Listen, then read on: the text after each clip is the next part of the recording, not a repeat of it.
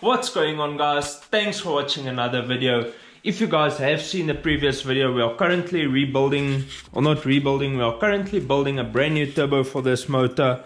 I'm going with a completely different setup, a bit of a newer generation GTB turbo, if I can put it like that, so the technology in there is going to be different. You guys could probably tell from the title, today we'll be installing a strut bar.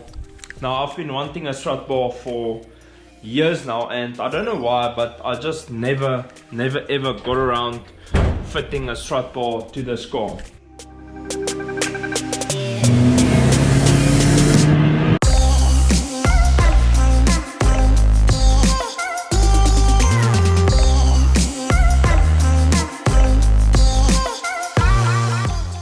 So I'm guessing you all know, but for those of you who don't know, a strut bar or strut brace connects on top of your two strut towers, which is over there.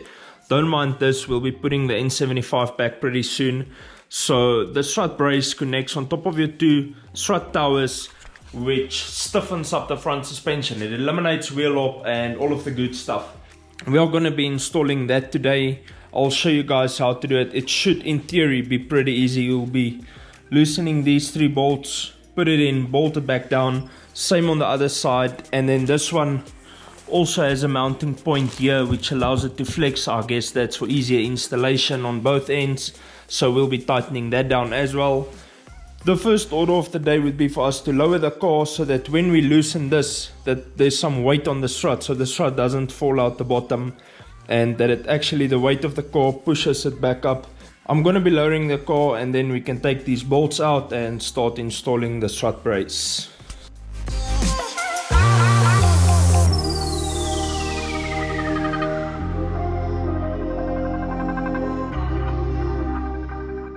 So now that the car is lowered, yours should be lowered on the ground already. I'm going to take this out. Mine is already loose because I was fiddling here with the N75 box. So I'm just going to completely take this out. And the only thing keeping us from doing that is this pipe here. And then we can take this out completely. So you'll just be lifting yours up to access these three bolts, and we're going to loosen that, and then we can slide the strut brace on. I think I'm going to loosen all 6 of them. Like I said, with the car on the ground, there should be weight pushing the strut back into the tower, so it shouldn't fall out.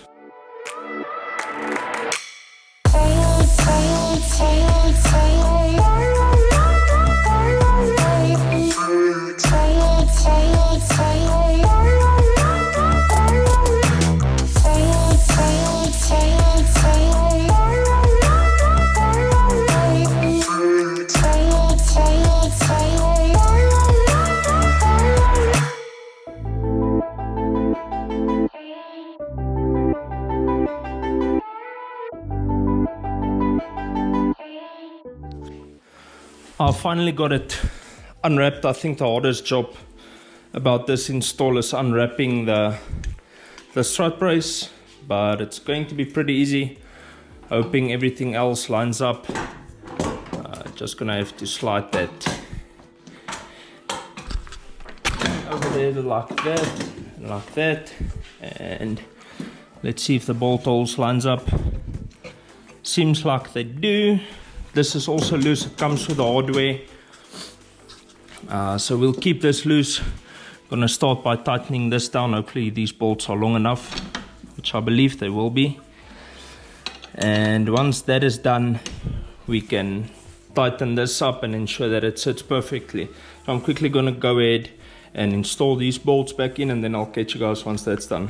5 hours later. Okay, I got the strut brace in. I didn't have to drill new holes. What I did was I put some washers under there on the front 2 ones, just to lift the front up ever so slightly on both the strut towers. The rears is without a washer.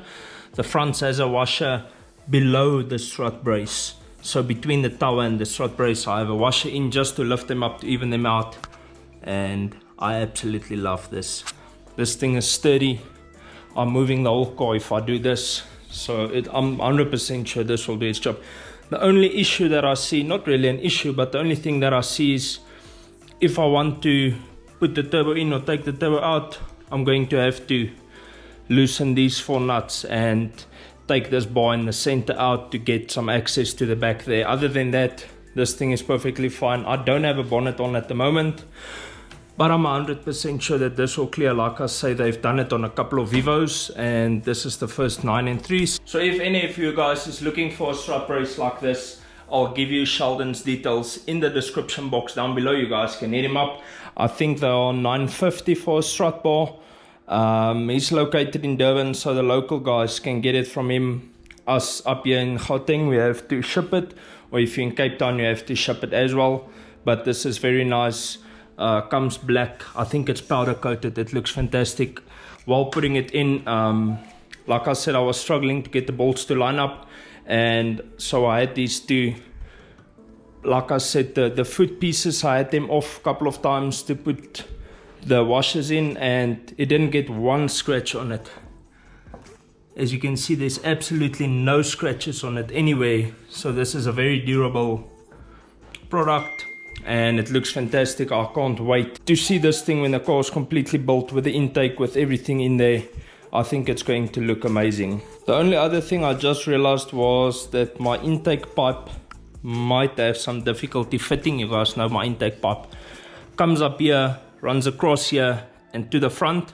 So fingers crossed that that actually fits, but if not, we'll make a plan to maybe lift this up so that it sits a bit higher. But yeah, if you guys are looking for a strut brace, I would definitely recommend this one. All the details to the strut brace will be linked in the description down below. You guys can go and check it out.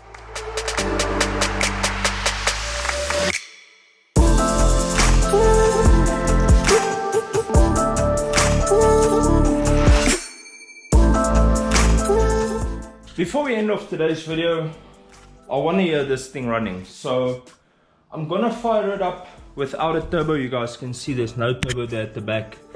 I'm going to crank it without the glow plugs in once again, just to ensure that all the oil comes up from the sump to the cam and the lifters and everywhere, and the injectors get some fuel in them. And then after that, I'll put the glow plugs in. We can fire this thing up.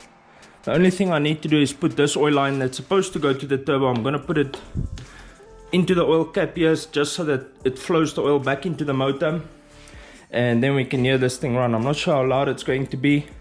I guess we'll find out pretty soon. I just hope that it runs perfectly fine with the new 8 and the new 8 gasket and all that. I also got the new turbo here. Well, I just got it for a mock-up, for a test fit. So there's the new blower.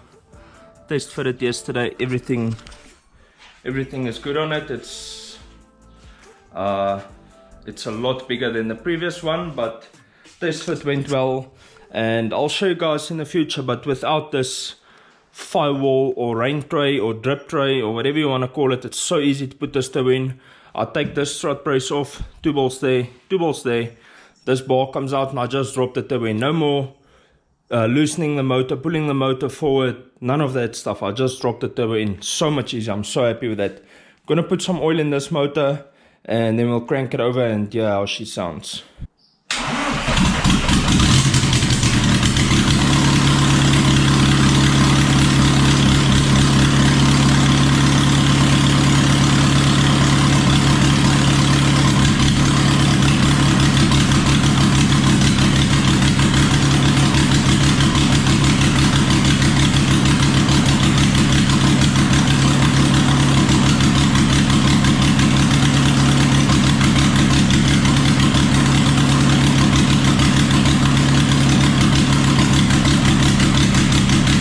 I don't want to leave it running for too long. As you guys see, there's no turbo. All the sensors is unplugged. But she's purring, boys. She's purring. I'm happy to hear this thing run again. Not sure if it's running smooth. Can't tell. It's too damn loud at the moment.